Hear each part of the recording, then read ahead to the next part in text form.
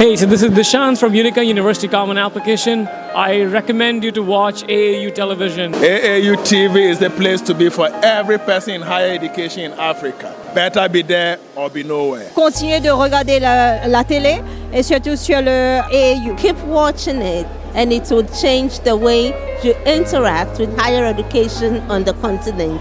AAU, great job. I want to tell you that AAU television is fantastic, it's educative, it's informative, and it is a must for anybody who is interested in higher education in Africa. When I was in Accra last year, I did an interview on this TV. It's a very important mouthpiece. It's a data, it's a bank of all we need for the development of higher education in Africa. People should make an effort to view it because it discusses very current issues of development across the continent. I believe that the station will continue to promote the overall development of Africa, particularly in the tertiary education sector. AAU TV provides a platform and shares a lot of information to a broader audience. So we wish you all the best and please continue serving AAU TV, the voice of higher education in Africa.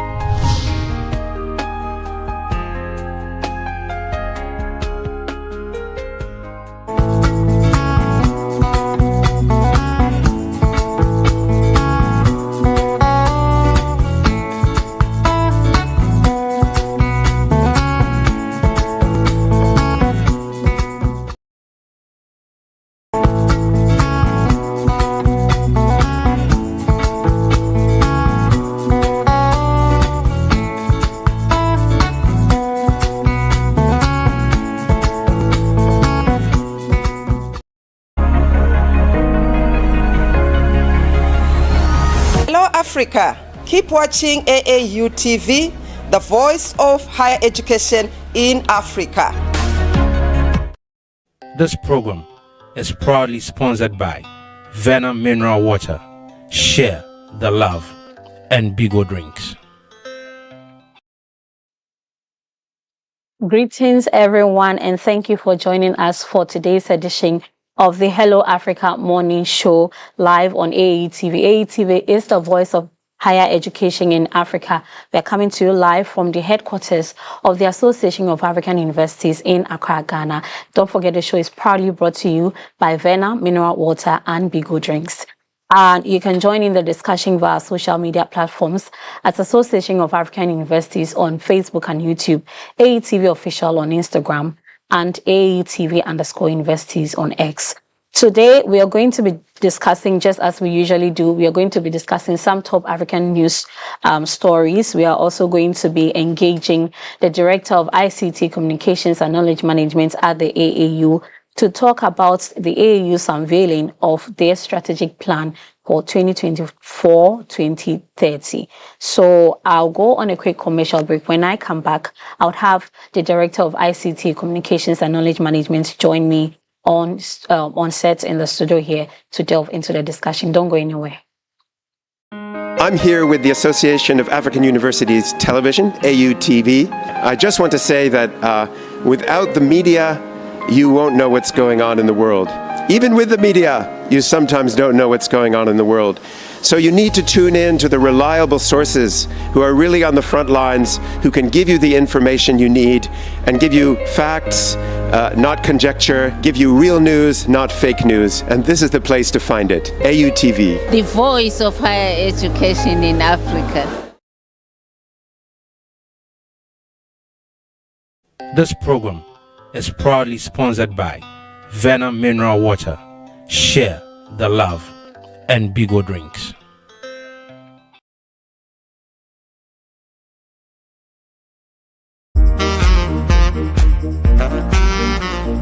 The CGC Show is back on your screens.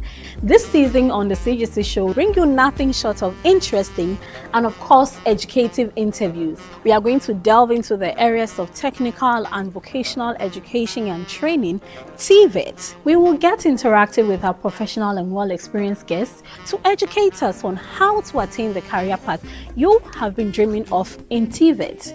On the show, we focus mainly on highlighting career opportunities and job prospects available in the program you are studying or yet to read at the tertiary level. Better yet, we help you understand that whatever venture you are in can contribute to the economic development of our beautiful continent. Join me, Ms. Darko, on the CGC show on AAU TV as I engage experts and professionals to help build and nurture your career. The CGC show, your trusted pathway to your dreams. This program is proudly sponsored by Vena Mineral Water. Share the love and Bigo Drinks. Thank you for staying tuned. It still is the Hello Africa Morning Show on AAU TV. My name is Naomi Darko and I'm going to be your host. Now we're going to delve straight into our top African news story. The Association of African University officially launched its strategic plan for the period 2024-2030. Setting a new direction for higher education in Africa. The virtual launch, which took place on August 14, 2024, brought together a wide array of stakeholders committed to advancing the continent's educational landscape. In a comprehensive and inclusive approach, the AAU's new strategic plan emphasizes the need for alignment with global trends and the enhancement of service delivery to member universities. The plan highlights 5 key strategic areas that will drive the AAU's efforts over the next 6 years. I am joined here by Ms. Nodumo Dlamini. Ms. Nodumo Dlamini is the Director of ICT Communications and Knowledge Management at the AAU, and she is here to give us more details about the AAU's new strategic plan. Thank you for joining me, Ms. Dlamini. Thank you. You look awesome. So basically, we want to understand what this new strategic AAU's strategic plan is about. What went into the development and what will be its benefits to our member universities. Oh, okay. Thank you, Naomi. In terms of the development, it was developed in consultation with the member universities. A task force was established within the Secretariat to lead the development. There were iterations of consultations with the member institutions through mainly surveys. Then the task force also did some research and scanned the environment and eventually came up with this new strategic plan. Right. Yeah. And then I think you asked me about what it's about. Yeah. So it has a number of focal areas. Okay. Which are quite distinct and unique. There's an emphasis on the policy advocacy. Okay. And linking to policies that are developed by the African Union and also global policies. Okay. But also in terms of policy, we will continue our advocacy for higher education in Africa, and we will continue to be the voice of higher education in Africa. We are also placing emphasis on research. Research will be a big issue in this strategic plan. Research excellence, research management, large-scale research programs. To solve developmental challenges in Africa. We'll also place emphasis on mobility, engaging the diaspora, addressing emerging issues such as artificial intelligence, ICT for teaching, education and learning. We'll also place a huge emphasis on harmonization of African higher education. Things like the African Credit Transfer System, Pan-African Quality Assurance and Accreditation Agency. So in brief, those are some of the focal areas. Yes. Okay. Now let's look at how beneficial it will be to our member institutions or even our partners that we work with. Yeah, our member institutions are the key stakeholders for us because we're a membership institution. Everything that we do really must service the member institutions. So we looked at the challenges that member institutions are facing. They still need capacity building. Yeah. They still need to network more closely. They need to establish networks of collaboration. They need to work together. They need to be connected to diaspora. They need to be connected to funding opportunities. So in terms of the AFRID network, for example, which is one of the focal areas, we are really going to go big in terms of nurturing and creating thematic networks. Okay. Because our member universities told us that they value being connected to each other. Okay. Yeah, those in pharmacy want to be connected to each other. Those involved in agriculture want to be connected to each other. So we'll be responding to some of those interests.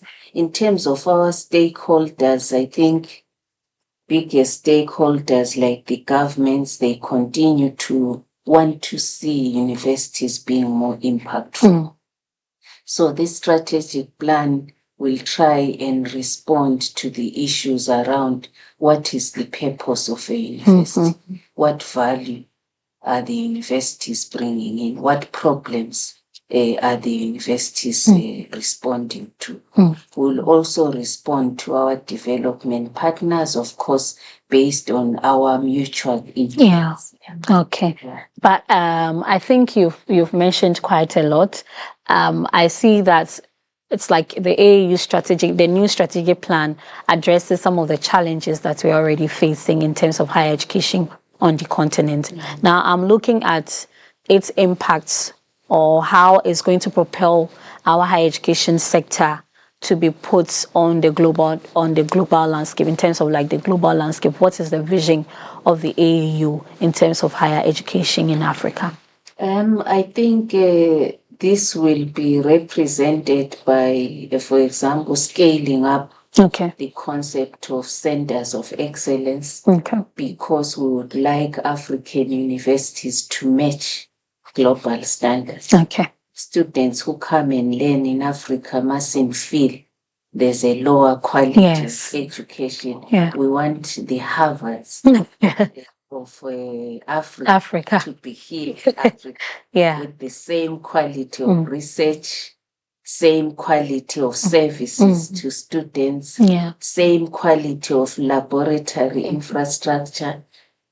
So we are really using partnering, collaborations, peer-to-peer learning to be able to bring the global perspectives and also the required standards in terms of what a university is. Okay. So you've touched on collaboration and partnership, and you've also spoken about the new strategic plan's benefits to our member institutions and even our partners. What kind of supports? I'm just curious, because I believe collaboration and partnership is two ways. We take from the people also take from us, or the benefits is always mutual. How or what kind of support would the AAU need from its member institutions? I think what we need from our member institutions is to look at our strategic plan as they also revise their own strategic plans, so that they understand the direction that is the continental body we are taking. Would also like our member universities to ensure as they develop their own plans, they look at continental education plans, global education plans. So their plans and what they're doing must not be inward looking, but it must be outward looking. So we consider this document as a reference point to guide the universities also as they develop their own programs and their own strategies. We also expect them to help us in implementing it by participating in the programs that we will be developing, by also participating in the various fora, continental discussions. For example, next year we have the General Conference, which happens every 4 years. Every 2 years we have the core-review. So we expect member institutions to be enthusiastic about those fora, because that is where they can drive higher education beyond their own countries by understanding what's happening in the country. Right. Yeah, right. So I am now looking at what mechanism will be used to measure the success of this new strategic plan. We have these focal areas that we are working on. We have our member universities collaborating with us. We have our partners collaborating with us and us with them as well. I just want to know what will be the mechanism to measure whether or not we have achieved the goals of this new strategic plan when it's ended in 2030. There are clear indicators per each of the strategic result areas. There are commitments that we are making in terms of what we want to achieve. For example, when we speak about policy engagement, the indicators are clear what we will be doing and how we want to measure. So we have a very strong monitoring, evaluation, and learning framework. We also have a theory of change.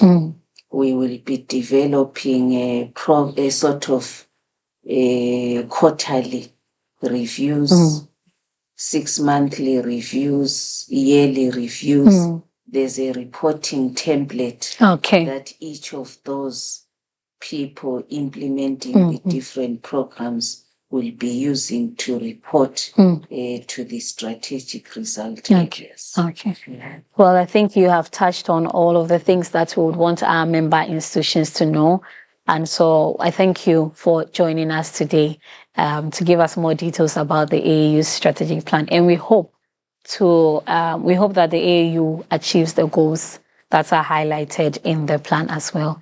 Thank you, Ms. Lamini, for joining us. Before we go on a break, I would want us to take this video of how the launch was done in-house at the AAU Secretariat. The AAU's revised strategic plan is the result of a bottom-up development process prioritizing intellectual engagement on critical issues. This approach aims to address Africa's developmental aspirations in a rapidly changing global environment. The plan underscores the significant contributions of African higher education to international development agendas, including the Sustainable Development Goals and the African Union's Agenda 2063. For the 2024 to 2030 period, the AAU has outlined 5 strategic key areas of focus. These include promoting a favorable higher education policy environment across Africa, strengthening the capacity of AAU member institutions, harmonizing and standardizing higher education on the continent, advancing research excellence, and fostering innovations to impact both the education system and Africa's overall development. As part of the plan, the AAU has also introduced new focal areas including enhancing higher education access and mobility, responding to emerging issues, and building the African higher education space to ensure quality education for skills and competencies. Other focal areas include the AAU Diaspora Program, AAU Television and Public Broadcasting, and the African Research Innovation and Development Network, AFRID. The AAU remains committed to its role as a platform of discussions on higher education issues in Africa, with key resolutions to be shared and disseminated to all relevant stakeholders. The organization looks forward to the continued support of the African higher education community in realizing the objectives of this ambitious plan.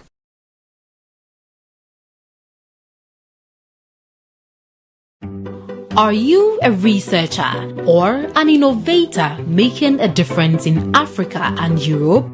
The SIA project invites you to share your success story and join a movement dedicated to sharing best practices, bridging knowledge gaps, inspiring others, fostering collaboration. Share your story now and be recognized, celebrated, connected with global network of researchers and innovators. For more information and to submit your story, This program is proudly sponsored by Vena Mineral Water, Share the Love, and Bigo Drinks.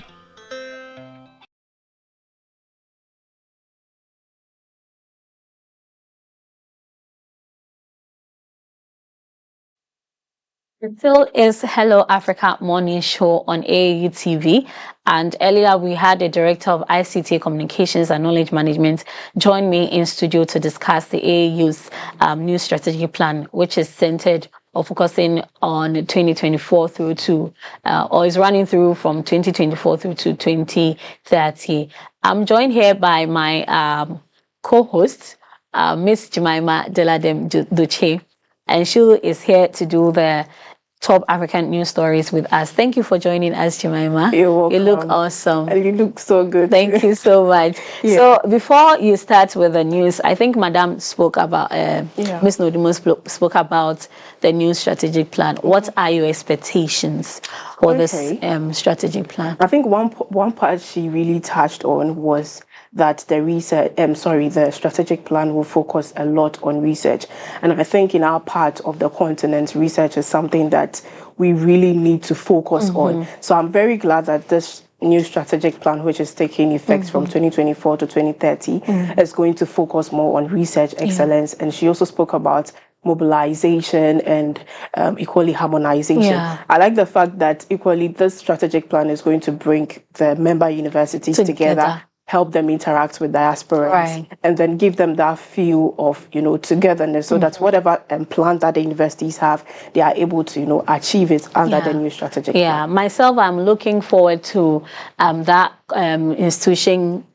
institution collaboration, because I feel like sometimes even your thematic area, like if let's say, like she mentioned, she gave an example where the students or there are member institutions or our members, our stakeholders would want to be like connected based on their thematic area. So for someone like me who is very much interested in gender research, gender advocacy, gender equality, I would definitely would look forward to partnering with other researchers in the field of gender equality. So I think the strategic plan is very comprehensive, and I like the fact that they also ensured that our member institutions and partners made inputs in the drafting of this one. Please take over with the news. Okay, so we'll move straight to our health for today.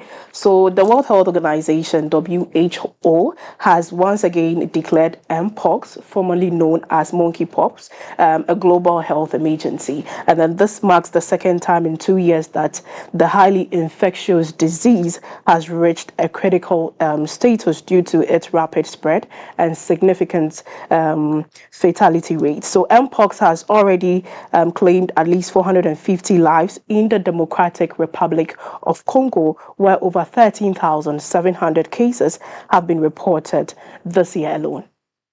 Health experts from leading Nigerian institutions, including Lakode Akintola University of Technology and Nnamdi Azikiwe University, are calling for stricter regulations on antibiotic prescriptions.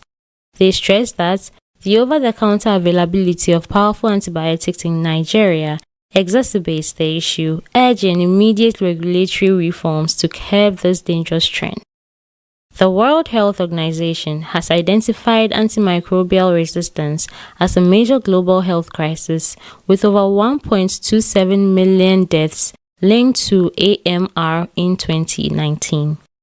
The misuse and overuse of microbials, including antibiotics, antiviral, antifungal, and antibacterial drugs, are key drivers of this resistance. Experts suggest alternative treatments for colds like steam inhalation and emphasizes the importance of accurate diagnosis to avoid unnecessary antibiotic use. They warn that without better education and regulation, the effectiveness of these critical medicines will continue to decline, putting global health at greater risk.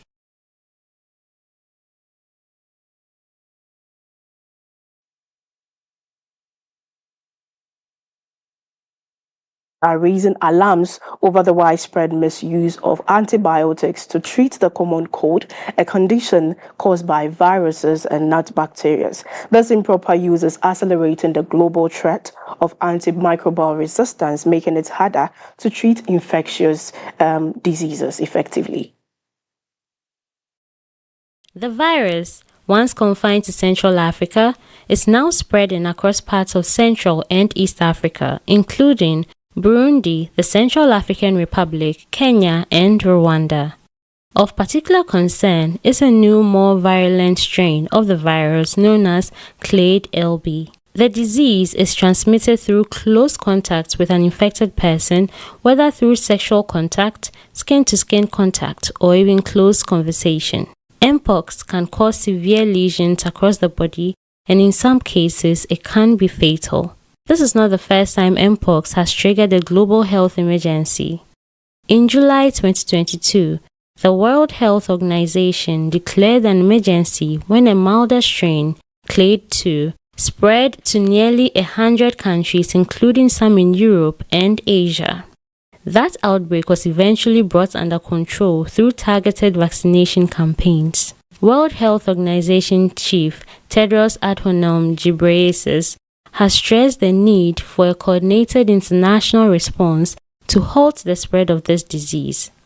Similarly, Jean Kaseya, head of the Africa Centers for Disease Control and Prevention, has warned that immediate action is essential to prevent the situation from spiraling out of control. The hope is that this declaration will expedite research, funding, and the implementation of crucial public health measures to contain the outbreak. So moving on, France has commemorated the 80th anniversary of the aligned landings of the French Reverie during World War II, an operation that played a crucial role in repelling Nazi forces from southern France. The event, which took place on Thursday, paid special tribute to the African soldiers who fought alongside Allied forces, acknowledging their often overlooked contributions to the effort war. And then preceded over by French President Emmanuel Macron. The ceremonies were marked by heartfelt tribute to the many African soldiers from France's then colonies who participated in the operation. Due to storm warnings along the Mediterranean coast, some events, including the maritime display, were cancelled, but the spirit of remembrance remained strong. The commemorations, held in the town of Saint Raphael, featured speeches from President Macron and Cameroonian President Paul Biya at the Bollorès National Cemetery, where 464 French soldiers who lost their lives in the August 1944 fighting are buried. The event highlighted the often overlooked Operation Dragoon, which began on August 15, 1944. With hundreds of thousands of American and French troops landing on the Mediterranean coast. Africans made up a significant portion of the French forces, with soldiers hailing from what are now around 20 independent countries. Despite their critical role, these contributions have often been referred as part of the forgotten D-Day. The anniversary also honored 6 World War II veterans, 5 French and 1 foreign, who were awarded the Legion of Honor, France's highest distinction. Despite the weather-related cancellations, the event included an aeronautical demonstration of fireworks display. Operation Dragoon was a pivotal moment in the war, enabling the Allies to liberate most of southern France within just 4 weeks. By September 12, 1944, the troops from the Normandy landings in the north had joined forces with those from Operation Dragoon in the Burgundy region, marking a significant milestone in the Allied advance through France. The French Defense Ministry estimates that 1,300 Allied soldiers lost their lives in the first 2 days of operation, though the exact number of casualties remain uncertain. This 80th anniversary commemoration serves as an important reminder of the sacrifices made by soldiers from across the globe in the fight for freedom. So the Rwandan Governance Board has shut down over 8,000 churches and mosques across the country following the implementation of a strict 2018 law regulating religious institutions. The law requires religious buildings to be soundproofed and mandated that religious leaders hold a degree in theology, among other stipulations. The Rwandan government emphasizes that the closures are intended to protect the safety and tranquility of worshippers, not to restrict religious practices. The law, which also requires preachers to have theological training, was introduced to regulate the proliferation of places of worship across the country. This is the first major enforcement action since 2018 law was passed, initially resulting in the closure of around 700 churches.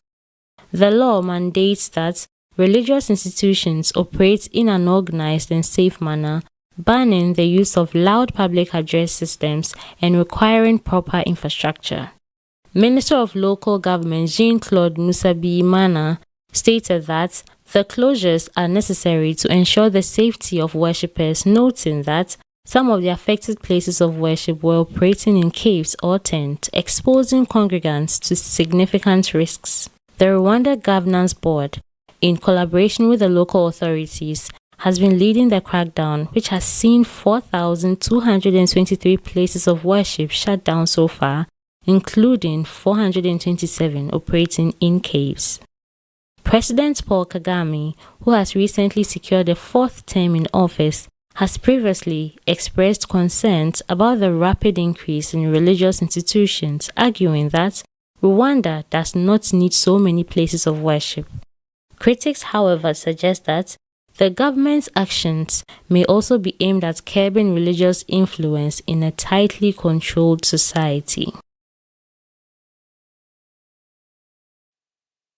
So that's quite an interesting story, but I would want to pick a view from Naomi. Naomi, what do you make of the story? I think it's a very good thing because in development you learn about the whole, like a lot of stakeholders who actually have a role to play in terms of development. Yeah. So, and religious institutions are one. Like religious institutions are institutions, or religious institutions are basically one of the stakeholders who are responsible, or they have a role to play in influencing or calling for development. And we have seen how churches have sprung up over the last few, I don't even want to say decades, like even just last year. You cannot compare the number of churches that have sprung up to the churches that we have currently. So I think it's a very good initiative that other countries should emulate. Once these religious institutions are regulated, trust me, other people will think of other things, like looking at the requirements, making sure that your buildings are soundproof, and making sure that the religious leaders have a degree in theology, because some of these doctrines that are coming up, they give you headache. Somebody will literally be sick. You see a little baby girl or boy dying, and then the parents would just carry the child to the church, asking that the pastor prays for the church. And these pastors, some of them don't even understand the practice of religion in the first place. So I think it's a very commendable act, and Rwanda always tops the list in terms of regulations, in terms of making sure that the people are guided by certain principles to achieve some specific goals. So I think this is a commendable act. I don't know what you think about this story, actually. Well, for me, I think I'll pick it from the part of you saying there's a lot of churches that are sprung up. Like, a lot. I feel like nowadays people feel like with the little people you have, you can equally start a church or open a church at any given time. Exactly. And funny enough, I don't think all these pastors who are now owning churches actually have degree in theology. Those people do not even have the experience of being a pastor, but they feel like because they have the numbers, they can just open a church or start a church. So I think this rule will go, this strict implementation law that was brought in 2018 is going to go a long way to help put strict. And it's not. And it's not just about churches, mind you. The churches and mosques. So exactly. For me, especially the leaders of these religious institutions, as well as the buildings, how they do the buildings. We've heard a lot about church buildings and mosque collapsing whilst service was ongoing. So I think this is a very good thing that other countries should emulate. There should be some form of regulation for these religious institutions. Before you go, Jemima, I want to pick your view on youth migration. We have seen a lot of people migrating from Africa to the Western world. Exactly. I remember there was this video that I saw on social media where people were packed in a box and were trying to move on ship. They had put them in one box. And they put them like a cargo, on a ship, transporting them from one country to especially they were moving from Africa actually to the Western world. What is your take? What's your take on that? Okay, well, I think a few weeks ago there was a story on migration of the youth, and especially this was coming from the health sector. And one problem that the boss, I've forgotten who was interviewed, but one of the bosses in the health sector, and then he spoke mainly about the remuneration of these nurses and then how the economy is treating them. I mean, first of all, he spoke about the fact that the remuneration is not good, and then the service they are giving, it's not good. Currently, when you go to the health sector, I think I'll pick it from, because mostly that is where the issues come up. Currently, when you go to our health sectors, you realize that, I mean, machines are not working. There are a lot of people on at the hospital. There are not enough beds. People are sleeping on the floor and receiving treatment. I mean, if I'm a doctor and then I come to work and I see all these things, how am I able to have this sound mind to treat patients who need my help? That alone is a problem. So I don't think it is really their fault that they are looking for greener pastures, trying to migrate from Africa to the European world. That is really what I think. I feel like that place gives you something. Gives you a good condition to work on. But this place, our conditions of services are quite not. And it will surprise you to know that just over the weekend, I was in one part of the Eastern region in Ghana here, and it will surprise you to know that there was no hospital per se. There was no hospital in that specific community. You would have to move all the way from where I was, the community I was in, all the way to 2 or 3 towns away before you can actually receive medical treatment. And I was just thinking about it. I was like, so imagine a woman being in labor. She would have to be commuted from that particular community all the way to 2 towns away before she can get the treatment. It's sad because we are always talking about development, but it's like these are basic health facilities. These are basic things that government needs to provide for its people. So there are so many reasons as to why people move. Some people move because of school, others move because of work, money, job opportunities and all of that. But we hope. And let me chip in this. It is the fact that our certificates, do not really take us to where we want to go. Of course, if I go out and I go and study in an institution outside of Africa, and then someone comes in with a certificate inside, let me say Ghana, of course, when they compare, they will surely pick the one who has this foreign certificate over me, because they feel like the outside world gives you much experience when it comes to education. So it's like ourselves, we don't really believe in the graduates that we even produce. We would actually go for an outside graduate than focus on what we have. It's sad, and we have a lot of work to do, and we hope that African leaders collaborate to ensure that our youth, we do not lose our youth to the Western world, because it is our youth, if once they are migrating, it is our youth that they would use to develop their countries. We hope and pray that they stay and help us build the Africa that we want. Thank you so much for joining me, Jemima. We'll go on a quick commercial break. When we come back, we'll delve into our news portal review and other segments for today. Don't go anywhere. We'll be right back.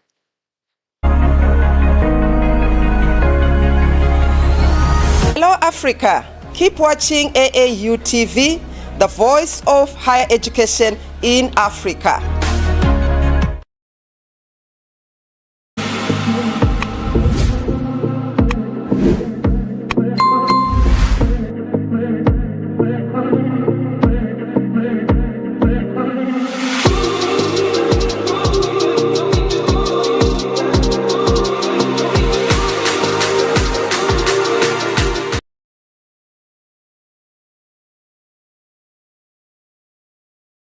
This program is proudly sponsored by Vena Mineral Water, Share the Love, and Bigo Drinks.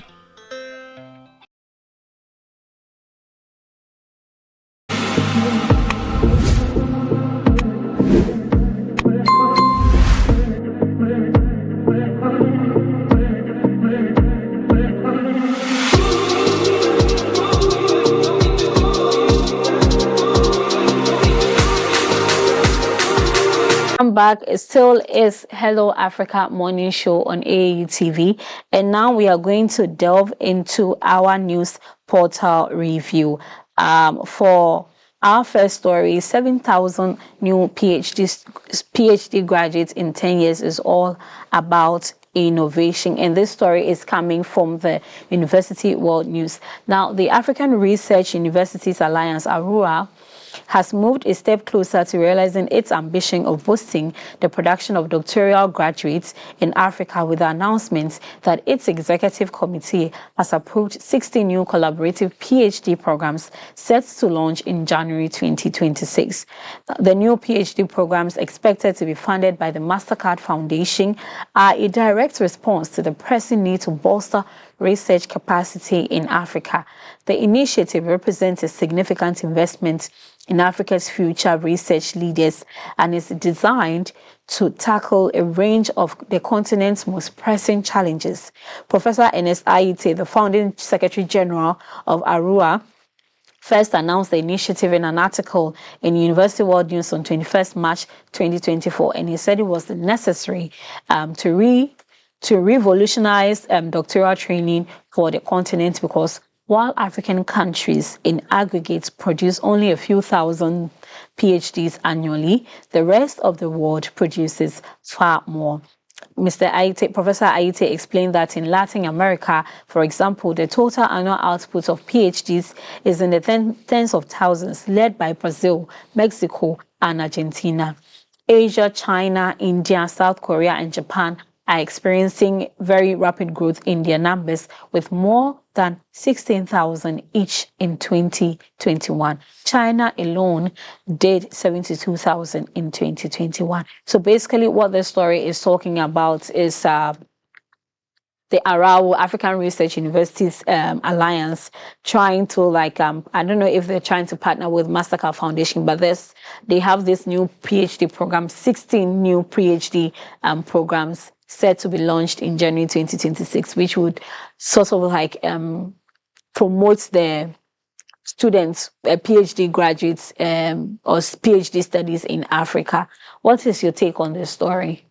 I think earlier on I mentioned the fact that in this part of our country, research is not really looked at. And then I'm seeing that there is 16 new PhD programs that are going to be launched in January 2026. Yeah. And it's saying that it's going to be funded by MasterCard Foundation. Yeah. I think this is a good one. And equally, it's saying here that it is designed to tackle a range of the continent's most pressing challenges. Yeah. We do a lot of research in our part of the country. I feel like we do quite a lot of research.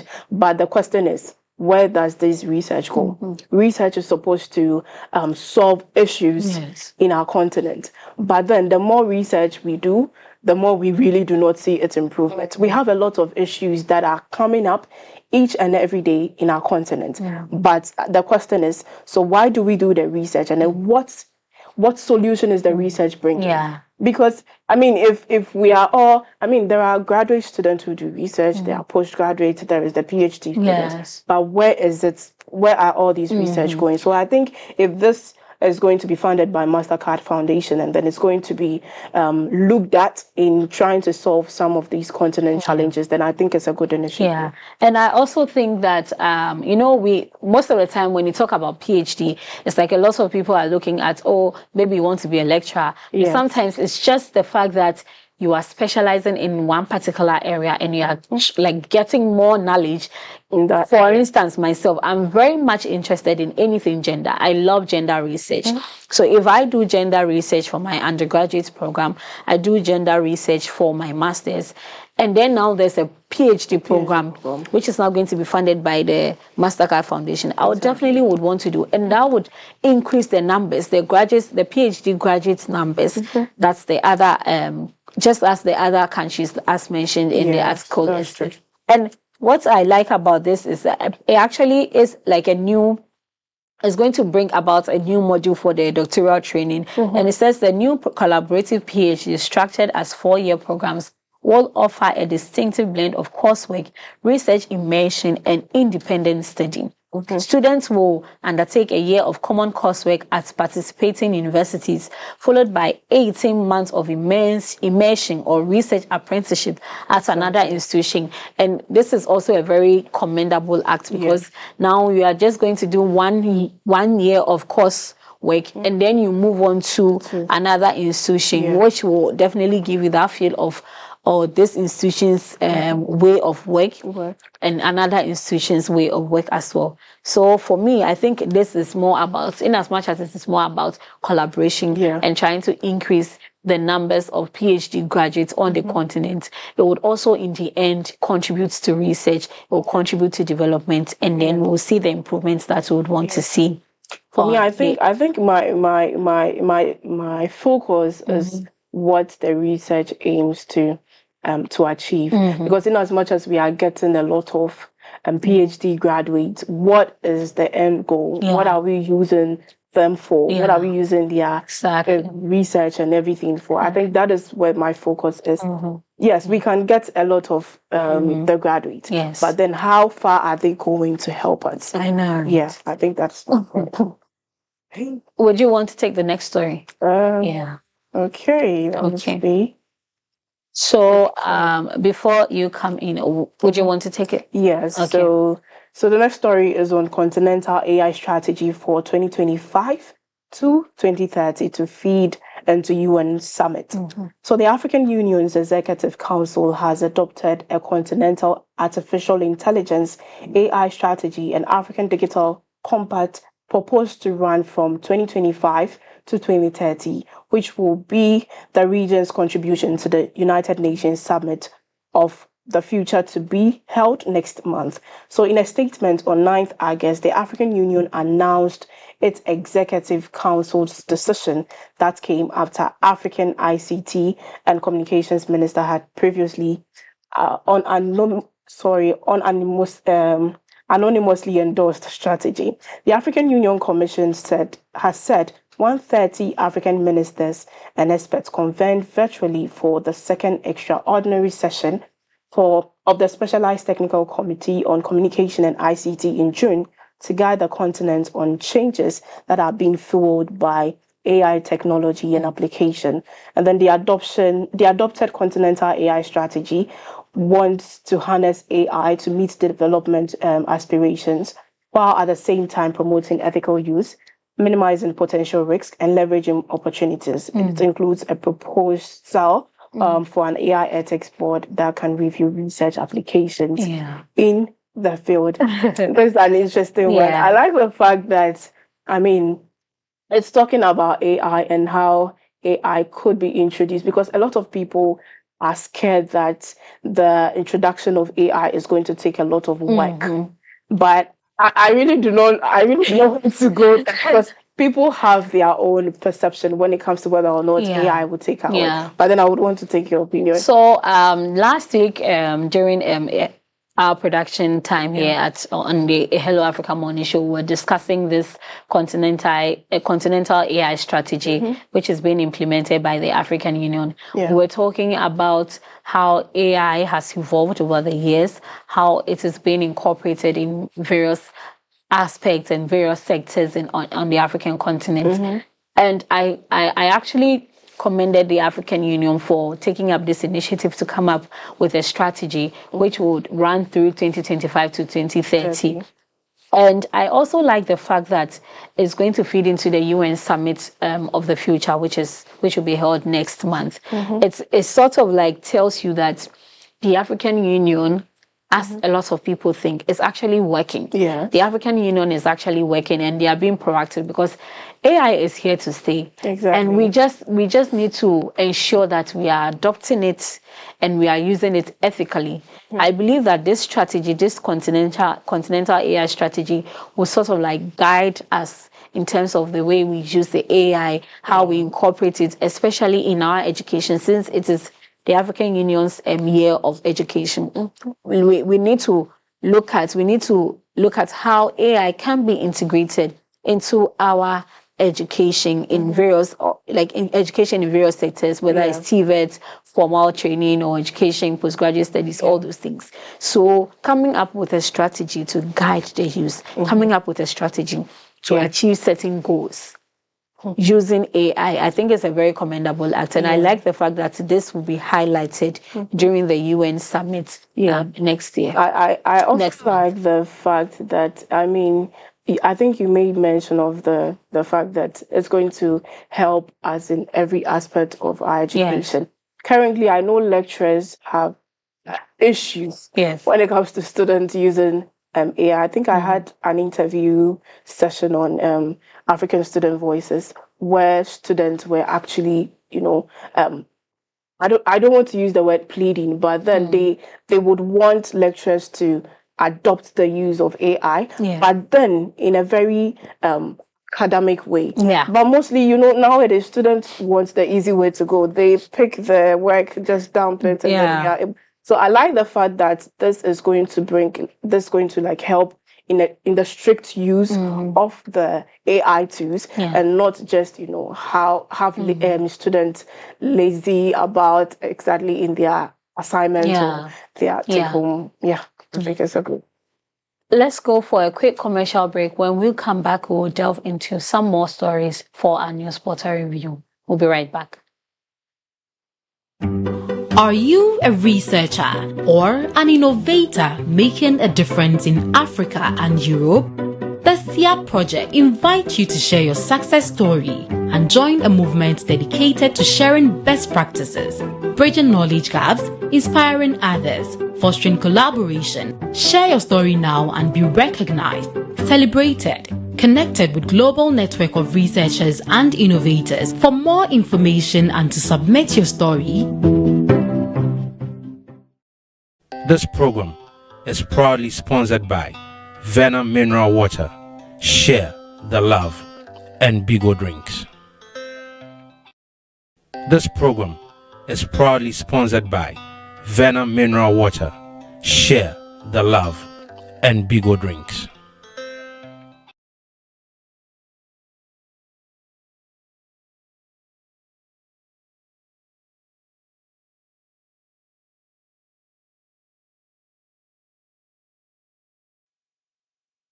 Thank you for sticking with us. We are going to have an interview engagement with one of our guests joining us online to discuss the topic, the African youth migration dilemma. We have discussed this, or we have touched on this early on, and we were talking about how some young adults in Africa are choosing the option of moving to the Western world for greener pastures on quote unquote. So an Afrobarometer 2019 survey indicates that by the year 2050, it's estimated that 1 in every 4 people on the planet will be African, as the continent's population is expected to double Despite Africa's vast resources and recent economic growth, many Africans are still looking beyond their borders for better opportunities.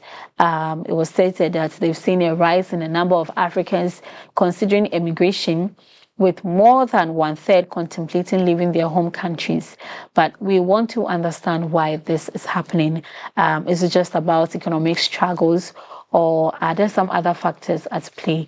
And interestingly, many are not even looking to like Europe or the US, but to the United States but to other countries. Basically saying that some people are choosing to say, for example, move or migrate from Ghana to Nigeria, from Nigeria to Ghana, from Ghana to Morocco, from Morocco to Egypt, to all those kind of immigration. So basically, that is what we will be discussing. We have our guest joining us online. Can you hear me, please? Yes, I can hear you.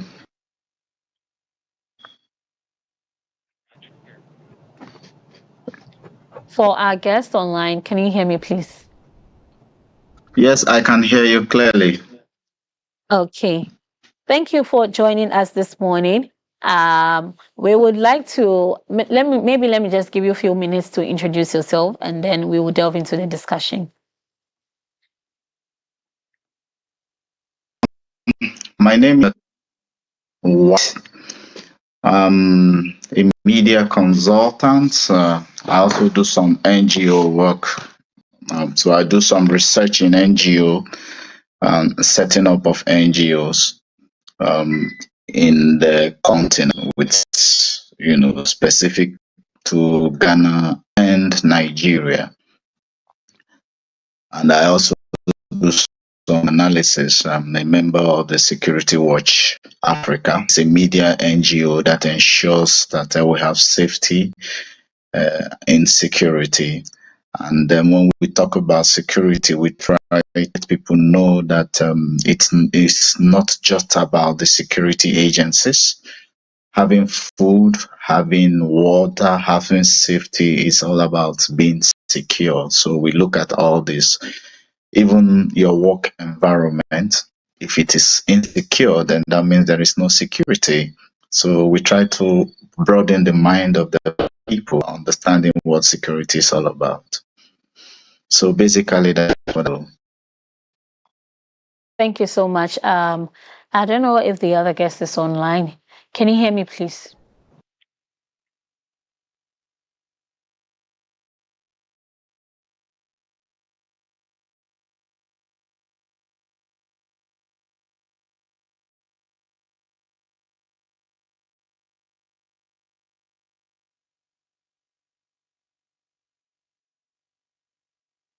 I don't think I can hear you. Can you check if you're muted so that you may unmute and then we can hear you? I don't think I can hear you.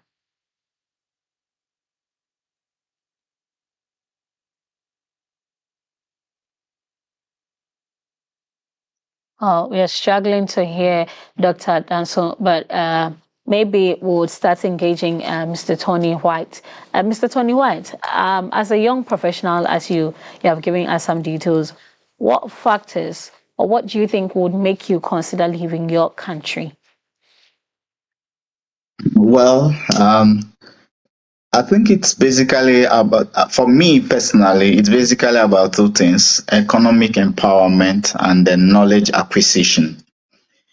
And this is very important. Even if you go to history, migration has all been part of history. So those are two basic reasons why we leave from one location to the other. Either we want to improve economically, earn higher wages, and also maybe we want to acquire more knowledge to improve the system from which we were, migrating from. That for me is the major reason why I, will leave one location to the other. I would want to just check with you if you are in your particular country, which other country on the African continent would you want to move to? And why do you think that country is an option for you? Well, originally I am from Nigeria, and then I I lived in Ghana for so very many years, and then I've had the privilege of going to several African countries and beyond. And currently, I'm speaking to you from the United States of America. I think that if to migrate to another country in Africa, it probably will be Rwanda right now. Rwanda, because I need to understand why it is, why the growth level is on the high side, why there is some level of sanity in reality, and why are things working in Rwanda. I want to know that. I want to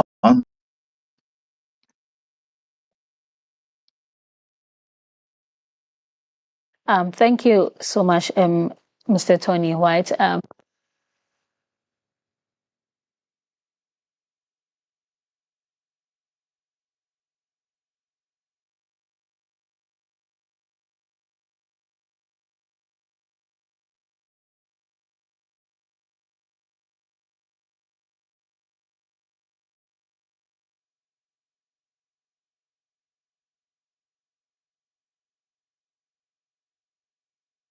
With Mr. Tony, and then we'll come back to you again. Mr. Tony, according to Afrobarometer's 2019 survey, which indicates that 56% of Africans support the idea of moving freely across international borders within the region. How important is the ability to move within Africa to you? And do you see it as viable alternative to emigrating outside the continent? absolutely. It's for me for there to be an opportunity and an enabling environment to migrate within the continent, because no matter how you see it, Africa is one. The culture is similar. The understanding of the fact that we are one is, embedded at the back of our mind. So I agree that, it's easier for us to migrate from one part of the continent to the other and be able to, export one knowledge from one part of the continent to the other, as compared to moving out of the continent. Because if we live in the continent, migrate around the continent, it's easier for us to share knowledge and then in the process help in developing ourselves to be a stronger force against the other parts of the world. Muting my mic. I want to call.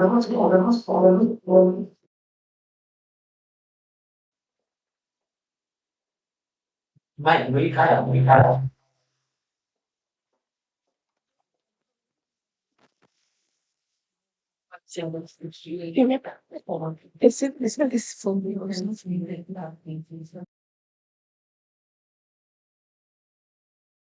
Can you do it? Enforcing to borders really are how or what exactly will its impact be in terms of.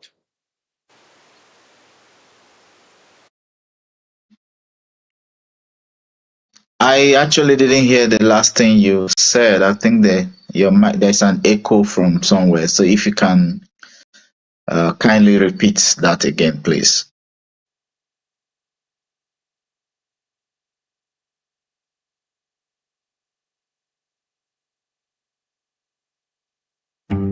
Are you a researcher or an innovator making a difference in Africa and Europe?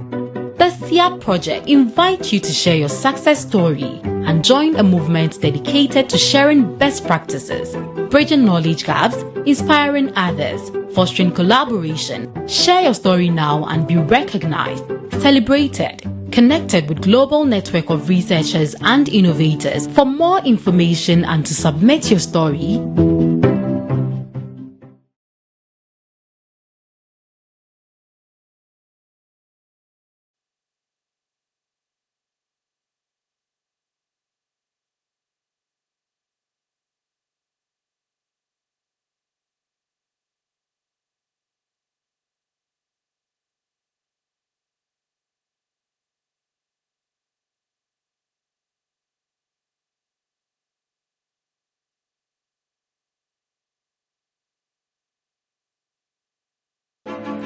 Explore a whole new world of exciting visuals with AAU TV. Get ready for a mix of interesting talk shows, interviews, discovery documentaries, and news on AAU TV. It's not just about watching TV, it's about experiencing something special. AAU TV reaches over 25 countries in Africa, bringing you a blend of knowledge and fun. Learn about different cultures as you enjoy the shows. If you have events or want to showcase your business, we've got you covered. Watch AAU TV free-to-air channel on satellite. Connect with us on Facebook, Instagram, and X, formerly known as Twitter, at AAU TV. Reach out on call or WhatsApp us at +233 26 629 6601 or +233 20 399 5210. AAU TV, the voice of higher education in Africa.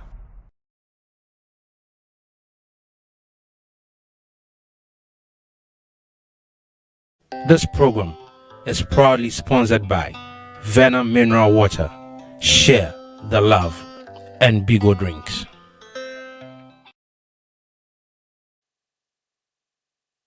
So, discussing the African youth migration dilemma, and we were earlier on engaging some guests online. I don't know if Mr. Tony is still on air so that we can continue with the discussion. We apologize sincerely for the technical hitches. I'm still here. I don't know if you can hear me. Can you hear me? Yes, I can hear you clearly. So earlier we were Okay. talking about, my question before we went on the break was on the AFCFTA agenda, where we are looking at Africans or various countries on the continent being able to migrate from one place to the other just to work or trade, for basically to build the African continent. Looking at the difficulties in crossing borders now, I don't know if you have a personal challenge or you have someone who has gone through the challenge of crossing or moving from one border to the other, and what do you think this can impact the AFCFTA agenda? Well, I agree with you, and I think you are speaking to the right person. I have had the privilege, I don't know whether to use the word privilege, to cross from the Republic of Togo, for example, into Ghana. And for those of us who have had these challenges, you discover that it's like a passing through the eye of a needle, and you wonder, because we're talking about West Africa, and the discourteousness, the dismay you go through, the challenges just crossing into Ghana from Togo, or crossing into Togo from Ghana. And you wonder, it's not like that in Europe. Europeans see themselves as one. The EU agenda is respected. All you need to do is to have the right documentation, and I'll speak the right language. I also have had the privilege of crossing from Cote d'Ivoire into Liberia, and it was a challenge, really, even for the fact that I'm a journalist and they understand that we have to cross borders. But it was a challenge because they even in between Cote d'Ivoire and Liberia, it's a bit of a challenge. And then I had the privilege of crossing from Liberia into Sierra Leone, and it was crazy because I was detained overnight because they needed to reach my host in Sierra Leone. And it's very challenging for an African who speaks even in English, because Liberia, Sierra Leone, it's English. Ghana, Nigeria is English. But you are made to go through all kinds of rigorous discomfort because you are crossing into a sister country. It doesn't happen like this in Europe. And the propounders, the people who are putting this document out, I wonder if they have had practical experience, or they sit in their air-conditioned offices and propound these theories. I think there should be some practical examples. I think they should put people on the field to understand challenges that people have from wanting to go from one country or the other, especially by road. So that is why I have challenges with the proponents of these documents. They just put these documents out without any practical experience. I want to challenge any of them to ask them, how many of you have crossed from Togo to Ghana? How many of you have crossed from Burkina Faso to Liberia, or from Abidjan to Liberia? And how many of you have crossed from Liberia into Sierra Leone by road to experience what people go through? I mean, without the, the accoutrements of governance. If you are going there just as an individual, like I did, and then the challenges you go through, the extortions that that you are made to pass through, irrespective of the fact that you have your documents intact.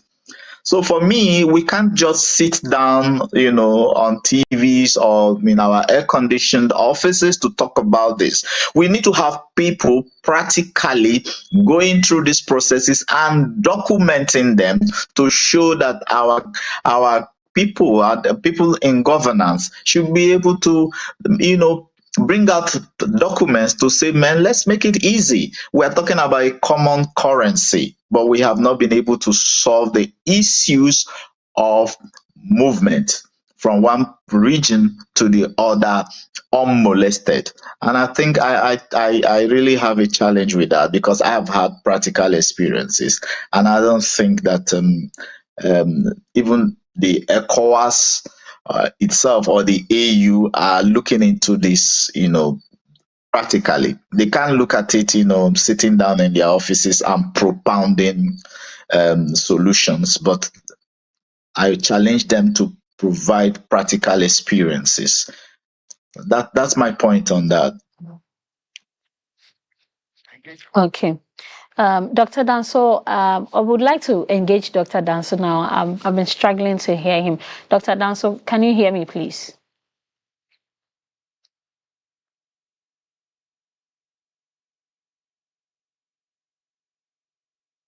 Hi, Dr. Danso.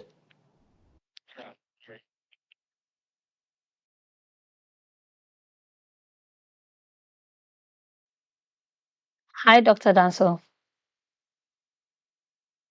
Can you hear me now, please? Can you hear me now, please? Because I can hear you loud and clear. Okay. Okay. Thank you for joining us this morning.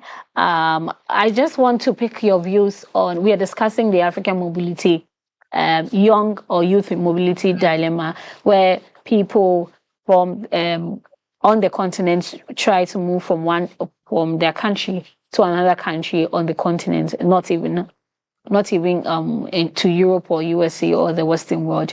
I want to know from you, what factors would influence you to make such a decision?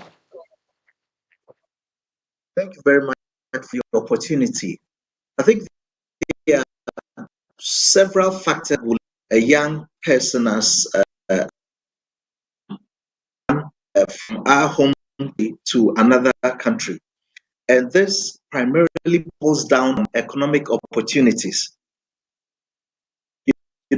In recent times, find it difficult to get jobs, employment opportunities. For economic reasons, will decide to go for greener elsewhere. That is the main focal point that drives young Africans in moving out of their home. The second part has to do with our educational and skills mismatch. The reason being that most of our universities ends up training people that ends up with not getting the right job opportunity that they have been trained for. Earlier, I heard you talk about the AI, the artificial intelligence. Yes, I am into computer science, computer engineering. I train people in the area of IT and technology. We train people from all across, including AI. And let's ask ourselves, how many industries in Ghana builds AI products from scratch, where such individuals or people can be employed into? So that's what I mean by the skills mismatch.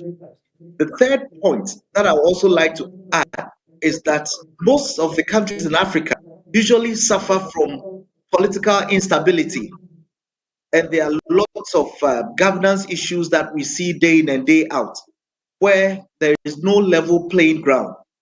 Nepotisms and political interference and everything going out there, corruptions and extortion, and all. So you can even, when people who feel able to occupy such positions are now being denied to pay. Look at our security agencies, look at the civil service and all of that, where people find it difficult after going through university training, technical universities, and all that, right? Now, having the opportunity to work, now having to pay into getting or securing such job, unless you are extremely smart in what you do or you are somehow connected. There are also issues of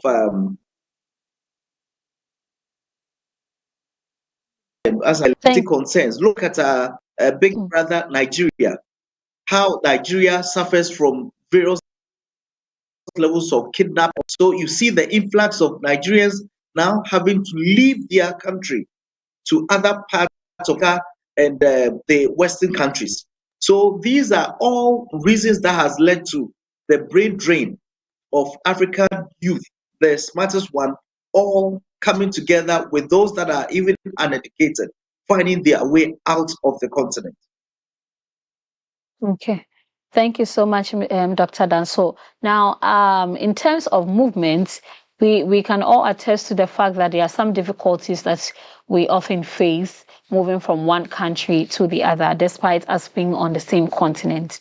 I don't know if you have had a personal experience, but even if you haven't, do you think this has an impact on our movement and the realization of the AFCFTA agenda?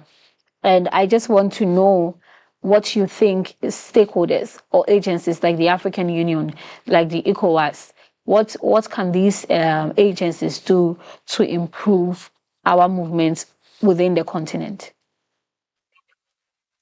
Yes, having listened to what our brother Tony was also speaking on earlier, yes, I have had the opportunity of moving within the continent and out of the continent as well. I had this experience. I realized one thing, that the frustrations that you get even moving within the continent is far more harder. The difficulty is far worse when you are moving out of the continent or when you've been able to move out of the continent with the right documentation. I've had the opportunity to work as a consultant for USAID, and I used to go to the East African countries, among others. And the frustration, right, that people endure. I didn't go by road, mine was light.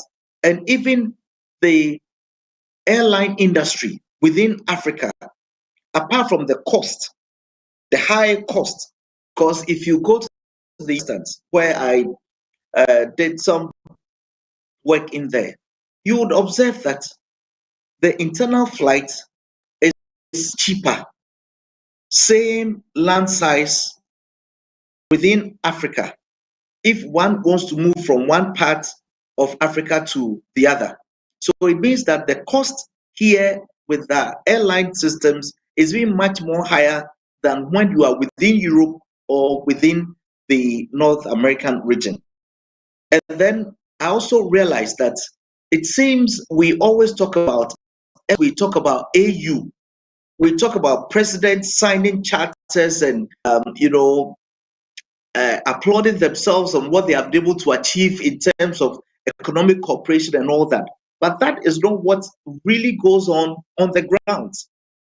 That is also one other difficulty that I also realized, because if you go to Europe, for instance, moving from one country to the other, you don't sometimes even see that you have moved until signpost welcome you to Germany, or welcome you to, let's say, Ireland, and so on. But here, you would see the rigorous search, as if we don't even trust each other. Even hotel accommodation, as a foreigner, the cost of our hotels is just so high, as if we don't want to work each other, but we are rather looking forward to people outside of the continent to only come and invest, when we could have created such or same or equal opportunity for those within Africa to be able to invest, amongst ourselves. So one thing I discovered during my trip, both within the continent and out of the continent, is what I've just shared. That the economic corporations and all the charters and the things that our heads of state have been signing is not really something that reflects on the ground. Which I think, just as I also side with Tony, that we need to find a way, those leaders and those political, those in political powers, to rather go by road. Mine was by flight, but yet the frustration somehow, which I actually discovered, is nothing good to write home about. Right. Right. So you have touched on a lot of things, and I actually like your responses to my questions. I don't know if Mr. Tony White is here, because I would want to wrap up here. But before we go, I just want to seek your opinion, Mr. Tony White. What do you think can be done to bring some form of balance to this migration issue that we are facing within the continent? I think I'm still saying the same thing that Dr. Danso has said, and which is what I reiterated earlier. I am more of the fact that we should be practical. I mean, we should be practical about this than all the theory. The theorizing is what gets to me. We say all these things, we bring out documents, but the actions. We should be practical. We should have people who days. We should see them at the borders. We should see them go through this, not with the accoutrements of sirens and jeeps. We should see them do clandestine movements to experience what we complain about. First, I went as a journalist, and then I went as me, Tony White, and to experience these things from Togo to Benin to Nigeria to Ghana, and then to the Gambia to Liberia. And I'm saying that people need to experience, people who take decisions should experience things to be able to posit a practical solution. Let's stop the theories, please. Thank you. That's my position. Thank you so much, Mr. Tony. How about you, Mr. Danso? Dr. Danso?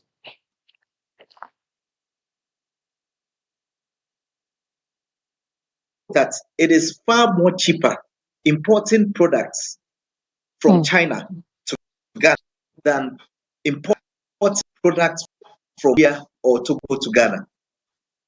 That's an interesting development that we still do not understand.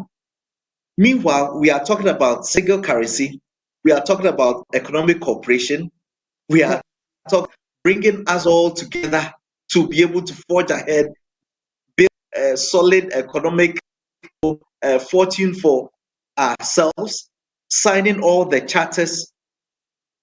And meanwhile, the practical things on the ground are just invisible. So if the leaders are to put things on the ground to make it more practical, where talk about economic cooperation, a company in Ghana can export its product to Nigeria without going through the stress. A company in Nigeria can freely, export its product to Ghana without going through stress.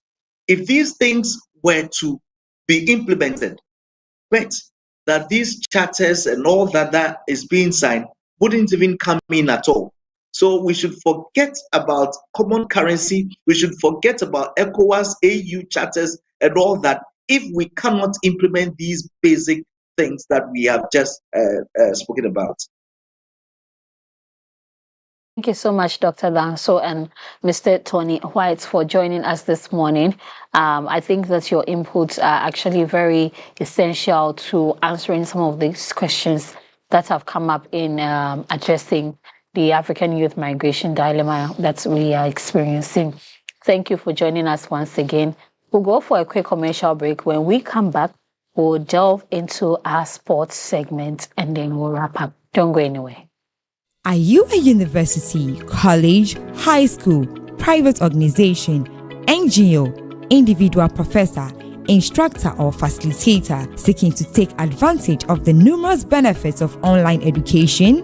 Look no further. The AAU eLearn Africa LMS is a great opportunity to begin your journey to online course development and creation for teaching, learning, and training purposes. AAU eLearn Africa LMS, which is a partnership between the Association of African Universities and eLearn Africa, has made available ease to use online learning tools to all stakeholders within the educational ecosystem of the African continent. This is to enhance teaching and learning in the bid to expand online learning opportunities for students in Africa.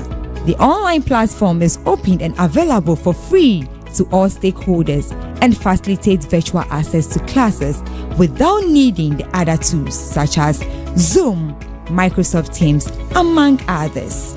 For more information, visit www.elearnafricalms.com or contact us via aaulms@aau.org or estherm@elearnafrica.com. Follow us on LinkedIn, Twitter, and Facebook at AAU eLearn Africa LMS. This program is proudly sponsored by Vena Mineral Water, Share the Love, and Bigo Drinks.